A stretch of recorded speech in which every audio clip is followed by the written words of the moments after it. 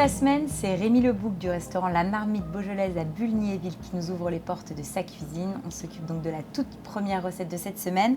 Qu'est-ce que tu as prévu, Rémi? Alors, je vois qu'il y a des tomates du jardin, du concombre. Alors, c'est pas du concombre, hein, c'est du cornichon. Ah, du cornichon. Voilà. Alors, qu'est-ce que tu nous prévois avec ça? On va faire un gazpacho de cornichon avec du crabe Oui. et un siphon aux chèvres de Monsieur Potier à Saint-Balmont. D'accord, donc à côté de chez toi. Ouais. Eh bien, ça marche. On commence par quoi? Dis-moi. On va faire suer les oignons dans la casserole qui chauffe là-bas. D'accord. Donc, un petit peu de matière grasse. Un peu d'huile d'olive et... Et je les mets? Oui. Donc là, oignons, échalotes. Ouais. Et donc, c'est le début, finalement, du gazpacho. Alors moi, je le fais à chaud. Je trouve que c'est plus digeste, déjà. Et puis, il y a une meilleure conservation sur le gazpacho. Donc, c'est uniquement une histoire de conservation, ça n'a rien à voir avec le goût. Enfin, il n'y aura pas de... Non, le goût va y être, hein. Il n'y a pas de problème là-dessus. Donc, tu ajoutes Les cornichons. les cornichons. Et pourquoi tu l'as fait avec un cornichon et pas un concombre? Parce que j'ai des cornichons dans le jardin. Ah, d'accord. C'est Voilà, très c'est bien uniquement pour ça, mais donc ça veut dire que honnêtement, moi je peux le faire à la maison avec un concombre. Bien sûr. D'accord. C'est vrai que le cornichon n'est pas souvent utilisé en cuisine. Oui, c'est vrai. Hein. Et alors qu'on en a très souvent dans le jardin. Voilà. Enfin, Et cette année, moi, j'en ai eu beaucoup plus que des concombres. Voilà, dans mon jardin. Donc je me suis dit, tiens... Donc tu as exploité et utilisé ce que voilà. le jardin te donnait. Voilà. Donc là, moi j'ai fait un bouillon de légumes. D'accord. Je vais mouiller à hauteur. Oui.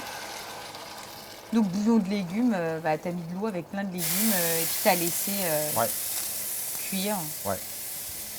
et parfumer ton eau. Voilà, juste à hauteur. D'accord.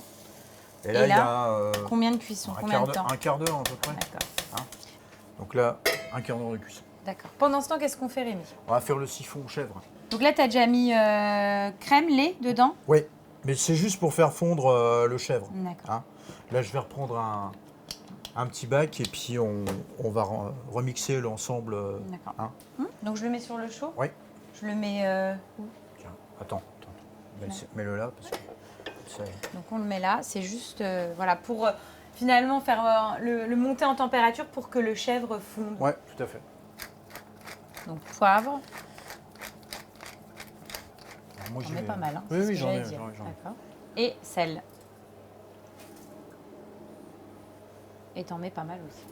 Bah oui, parce que avec l'appareil restant, tout va être assaisonné, quoi. Et donc c'est ce fameux chèvre. Tu veux goûter? Ouais, tu peux. Allez.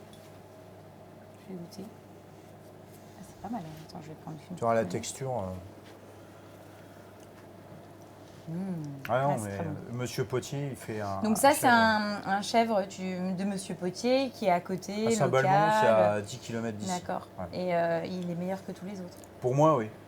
Pour moi, c'est le meilleur chef du monde. Quoi, ouais. Ah oui, à ce Mais point-là. oui, Bah, mais non, qu'est-ce que je te dis? D'accord. Non, il est très bon. il a d'autres produits qui sont exceptionnels et Monsieur Potier mérite à sa juste valeur, qu'il soit reconnu pour son métier. C'est un passionné, il est comme moi, donc à partir de là, Même qu'on a un produit comme ça, ouais. oui, qu'on a un produit comme ça, on ne peut que bien le cuisiner. Quoi, voilà. Donc là, hop, on met le chèvre. On va attendre que ça fonde. Donc là, on n'a plus qu'à mixer l'espuma de chèvre, mixer le gazpacho, le laisser refroidir et on n'a plus qu'à assembler, dresser et on goûte.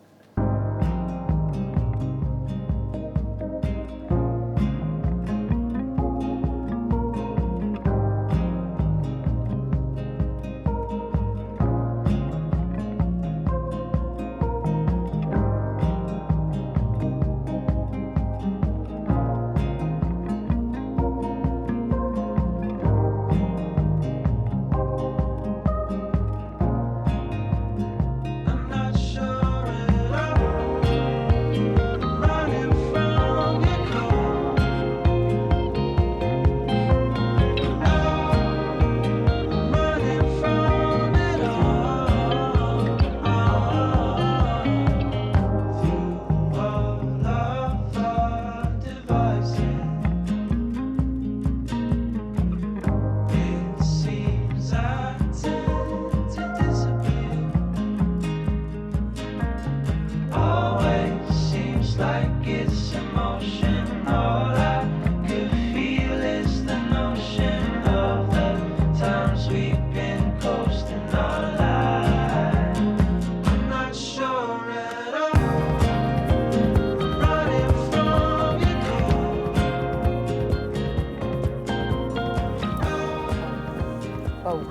Ça envoie. Ah, c'est top. C'est frais. T'as le goût. En fait, c'est rigolo parce que, en plus, tu retrouves du croquant, du concombre, etc. Donc, tu as de la mâche, ça c'est top. Et c'est vrai que tu sais que ça a ce goût de cornichon, de concombre, enfin, ce goût-là. Mais c'est beaucoup plus raffiné, en fait, je trouve. C'est tout en douceur. Ouais, ça apporte, en fait, du raffinement à ce produit-là. Et puis, avec le chèvre, franchement, c'est super. Merci, Valentine. Ouais, belle recette. Je valide. Ensuite, qu'est-ce que tu nous suggères? Ensuite, on est toujours dans mon potager, donc on va faire une salade tiède de haricots verts à ma façon. D'accord. On va l'associer avec une royale d'oignons de Roscoff, parce que, comme tu le sais, moi je suis d'origine bretonne. Et on va associer ça aussi avec des moules et une petite émulsion à la verveine. Voilà.